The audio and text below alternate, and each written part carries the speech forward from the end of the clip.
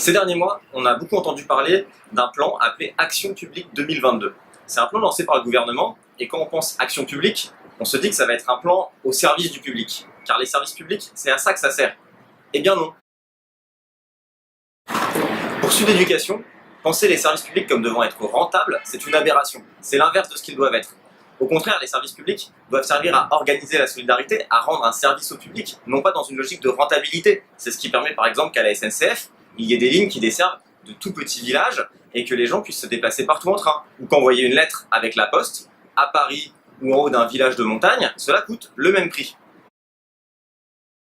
Cette logique, elle va nuire évidemment aux usagers et aux usagères du service public, mais elle va également nuire aux agents, au personnel, notamment en termes de rémunération, alors que le gel du point d'indice depuis plusieurs années fait que la rémunération dans la fonction publique n'augmente pas, contrairement à l'inflation, alors que les augmentations de salaire que revendiquent les organisations syndicales, toutes les organisations syndicales, le gouvernement ne répond toujours pas, le plan de revalorisation n'est toujours pas mis en œuvre, et on nous répond en nous proposant donc une évaluation au mérite, c'est-à-dire qu'on va regarder les objectifs agent par agent, donc on va être dans une logique de résultat, d'évaluation, et on va aller vers une augmentation individuelle. Alors que ce que nous on revendique, c'est bien une augmentation de salaire pour toutes et tous les personnels qui font aujourd'hui fonctionner le service public.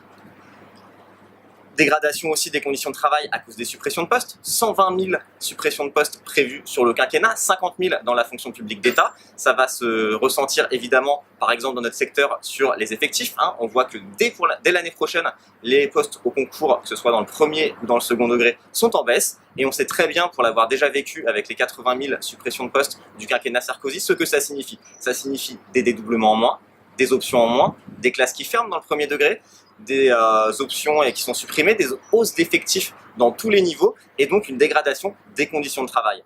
Et alors même que nos conditions de travail prévoient de se dégrader encore, on nous annonce qu'on va supprimer les CHSCT.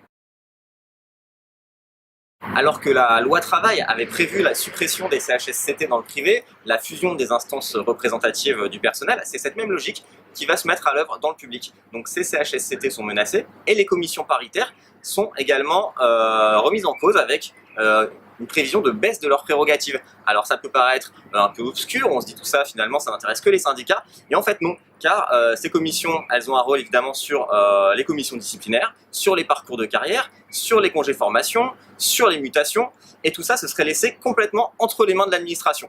Donc c'est un certain nombre de mesures qui pour nous sont un danger à la fois pour le statut de la fonction publique, parce qu'on nous dit que le statut ne va pas être remis en cause, mais aujourd'hui on a déjà un personnel sur 4 dans l'éducation nationale qui est précaire, c'est-à-dire qui est contractuel en CDD, en CDI ou en CUI. Donc ça, le recours accru aux contractuels qu'on nous annonce dans ce plan Action publique 2022, ça ne fait que menacer encore plus le statut de fonctionnaire, parce que demain, quand il sera question de le supprimer, comme aujourd'hui on s'attaque au statut de cheminot, comment on va aller voir les collègues pour leur dire qu'il faut se battre pour un statut dont 50% des collègues à qui on va s'adresser n'en bénéficieront plus. C'est pourquoi nous aujourd'hui on pense qu'il faut se battre pour revendiquer la titularisation de toutes et tous les précaires, sans condition de concours ni de nationalité, car ça c'est aussi défendre à la fois les conditions de travail évidemment des personnes précaires, mais de tous les personnels, c'est défendre le statut de la fonction publique. Et on pense que cette défense face aux attaques qu'on subit, elle peut passer uniquement par la grève. La grève le 22 mai, à l'appel des 9 syndicats de la fonction publique. Tous les syndicats de la fonction publique appellent à la grève le 22 mai. Mais une journée de grève seule, évidemment, elle ne suffira pas. Alors il faut aller en manifestation, mais il faut aussi se réunir en assemblée générale avant le 22 mai. Le 22 mai, il faut discuter des reconductions, car aujourd'hui ce qu'il faut c'est une grève dure qui converge avec l'ensemble des secteurs, les logiques qui sont en œuvre à la SNCF, la grève que mènent à la SNCF les cheminots et les cheminotes, elle est guidée par les mêmes causes, et donc on pense qu'il faut aller vers une riposte du tous ensemble.